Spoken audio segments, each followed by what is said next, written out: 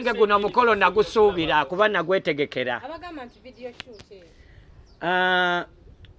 Mbadde lwaki mukiyise photoshoot. Kuba nkyemba mbagambye temujja ku mukolo gwange kwekubya bifaananyi. Kuba bigenda kunyuma nnyo, entimba egenda kunyuma nnyo.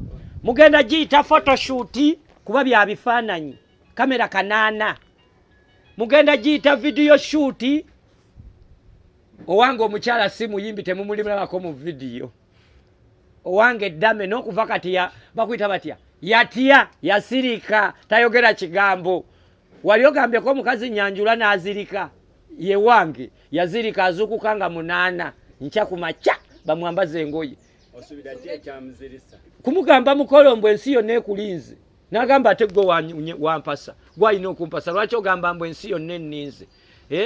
Omukyalo wange dame era mujjanga mukimanyi kwe mulina okulabira akina Gomese kutuuse akina lugoye lusebengerera akina kafesi kabulamu kera ku makya gula yaka toyina kadi totambala gula TV kwolo tolina mafu oyina kadi simbula kera nnyo jangu koto sipa saweji nsimbula wano koto sipa wendi essaawa 2 ngenda kuba mu kinu. Ebisigadde mujja kuba mubikebera ku social media ne TV zonna mu Uganda. N'aba TV nga mu bigobagobako mujje ne kadi manya ne TV tezetaga kadi. Mujje ne sente nkalu kwana mwino okunfuwa guno omukolo gwa kufuwa. Temutambula nekya temutambula nsawo nkalu nkibaddiramu. Muyina ebyokwegomba bingi. Mumanye mugenda mu katale. Ebyokwegomba bingi, ebyokulabako bingi. Abamu kumwe temulina haki, abamu kumwe temulina basajja, abamu kumwe temunnaterera. Mujenga mukimanya bigambo bino webiri. Omukazi oli wakufuna musajja. Tugambe kibawana afuniyo omusajja. Kuba na siba kola ayinza nokola na ayinza bawa yakagamba naga nange nsazewo ndi wane next month kasata twala 8 date ya 8. Mujenga mukimanyi omusajja nawe oli wakufuna haki yo mu bulamba singa obwa wayisizanga kabakko.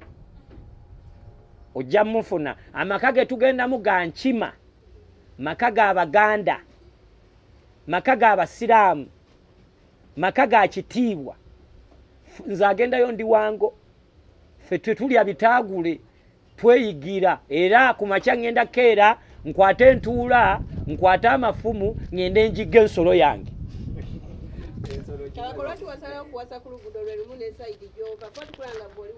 Anti ndi muyizi bwe nafumita effumu teryakwata jinja wala. Nafumita mpiji kumpimpi effumu terigenda wala. Weku lyagguka mpiji awo nsamizi. Kati ate ndege ate kirala wennalega omusiramu agamba mbo bana haki meka nya naye ono yajuza haki ennya. Ono omwalimu abakazi aba bana n'abakyala bali eyo abagamba gamba ate plan B yakabako. Sina plan B. Plan ni nemu plan A. Omu yakola plan B, yakola C, yakola D, yakola E. Ewange wakanze president nze meya. Era ncha president ngenda situkamu nzenze nyini nuneyo vice. Kituufu kye batugambye mbuno Pastor Jengo yasabidde nkuba tegenda kutonya. Kituufu nnyo ddala. N'abiteekamu ne ku ssente. N'ateekamu ne ku ssente. Tomanya edduweeyo.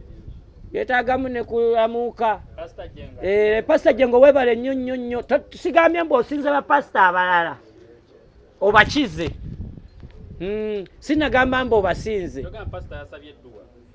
Pastor Jengo nkwebaza nnyo okubanga essaalayo yayiseewo nga ya ssente. Abasinga obungi bayisaawo essaala nga ya malusu. Essaala ya pastor yabadde ya ssente nnyingi. Ate era ekira pastor abamu ebyaddala. Twongeremu tutiiseemu. Waliwo abaleeta ezzalawo n'enkokola baagala okubba omukolo baagala okubagamba omukolo gwabwe. Omukolo si gwammwe, mukolo gwa Yusufu Sennabulya. Kabako. Mu meeting eyasooka. Sawe kansooke njogere ku ekyo. Sheeka Umaru yampa omulimu gw'omuwa. Yaŋŋamba mbu ogw'omu kidaala ngumulekere. Ne mugamba mulimu ki? Mbu ogw'okumansa.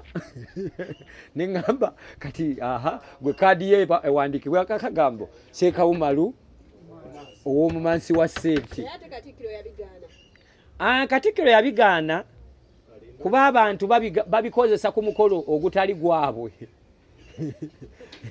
era Katikkiro yabigaana ng'abigaana ku mukolo gwe yaliko nga babikola tebabituukiriza bawaayo tebawaayo emikono ku mukolo gwe tubaako kubaako bataata kitegeeza bata mukolo gwe tugwa Buganda balina okuta kuba nange nina byentwala era nta era nfulumiza amajja Katikkiro yali ayogera ku nsonga ezo wamanga naye kanzikakatirizeeko ezo abasinga obungi bagenda ku mukolo avungisa 10,000 emirundi 9 guno omukolo okuva gye gwatandika mwagula bagwalimu $, tegukakkananga ne bw'obuuza nnyini wano bamuyita Ssemwogerera akubuulira naye nnyini yazooka kusikayo $, okubeera nga balancing eryato guno omukolo gwa $. Temuvungisa 10,000 ku kyankalanya, temudda ssente mu siringi 2,000, temudda ssente mu 5,000. Musale amagezi kasite ekirungi mbyogedde bukyali, musale amagezi muyite ku banka misana ekirungi mukolagana ne banka manager mubayite ekiro mubabuulire guno omukolo gulabisa either mubizike either mugulemezeeyo gye gwabadde mu $. Naye temusala boundary kusukka we gwalonkingibwa. Abagulonkinga gaali maje ga ku ttaka gwalonkingibwa mu $. Bonna abayimbi bagwisiza mu $. The likes of Shiba, the likes of Chris Wajadi. Nja kubamba buulira abayimbi bonna abasinze okukola ekyamagero, oba nja kubabuulira abasinze okumenyawo embeera, oba abasinze okwenyigira mu mukolo ogamba gwabwe. Kumbe sigugwe is happy. I'm so happy. Sisobola kubalimba nali badde ngamba I branch to English, but I will be confusing you guys because English is a different term. Yet we are heading in a local term. Nja kubaddiza mu lulimi lwammwe lwe mutegeera olw'Omubuganda. Mweyise bulungi ku olwo ngamba olw'enkya. Mwambale temweyisanga ate nze. Nze neeyisa bulala bannaye mbasaba ku mukolo gwa Kabaka ale temweyisanga Kabako. Mweyise ng'omukolo kubanze Kabako we munaaba mwagala okweza nga Kabako mugenda ku kafeesi nga bajja mu kidaala. Mwe mweyise ng'omukolo temweyisanga Kabako, mwambale gomesa abakyala abatasobodde ng'owulira minzaani eganye mushanana weeteekeko naye nga gwa bbeeyi, abatanyigiriziddwa nga biremye ennyambala eryemu omusajja togeza n'oyambala suuti, yambala kanzu otekeko ekkooti y'omuleera, bw'owulira bikuleberedde teekako entalabuusi, bikkako ensonyi, genda ewa Kabako ne kaadi. Bannamawulire tebeetaaga kaadi.